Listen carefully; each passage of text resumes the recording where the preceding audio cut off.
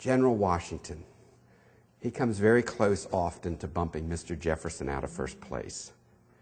When you read American history and you read about the general, oh, we were lucky to have this man in the positions he held at that young point in our nation's history. It's either incredible coincidence or divine intervention, whichever way you want to look at it. My favorite Washington story, if I may, we had won at Yorktown. The war was all but over except for a few skirmishes in upstate New York and a few places in the South. We won! Nobody thought we could win, but we won. Thanks to the general and thanks to the French. That's why we should still call them French fries. But now we had a serious problem. And this is one that I wish the history books, Bill talked about at one point, what if. Here's a real what if. The generals, leading officers, were furious and angry. And they knew, uh-oh, we're almost at peace. If we don't get it now, we may not get it at all. What was it they wanted to get? What were they not, during the last years of the war, what were they not receiving? Money. Nobody was paying them. Did you go teach and nobody pays you? I don't think so. They want it paid.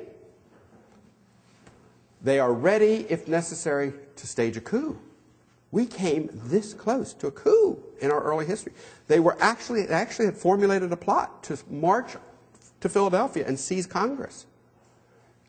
The general was informed of it. He immediately went to Newburgh, New York, where the leading officers were still stationed. He gathered them in a room. Now, are these men who loved the general? There were about 100 of them. They adored him. What did they want him to declare himself during the war? Declare yourself our king. To which he said, we're not trading in George III for George I. He said, no, we're fighting to be free. We're fighting for a different form of government. He preached to them. They would not be persuaded. I said, I'd love to have a time machine. The body chemistry must have been... they adored this man, but they were so angry. They are ready to take action. The time is desperate. The general then looks at them and says this, Gentlemen, I have here a letter from the treasurer of the Congress promising payment.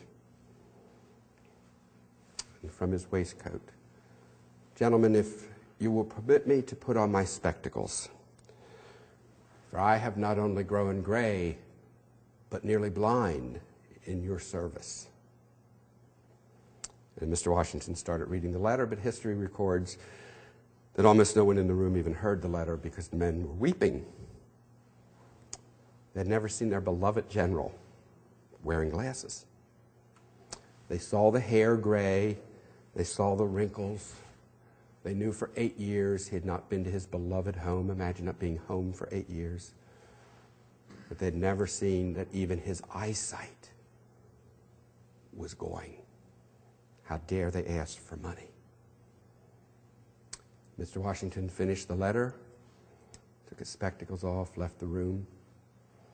The men voted unanimously to give Congress more time.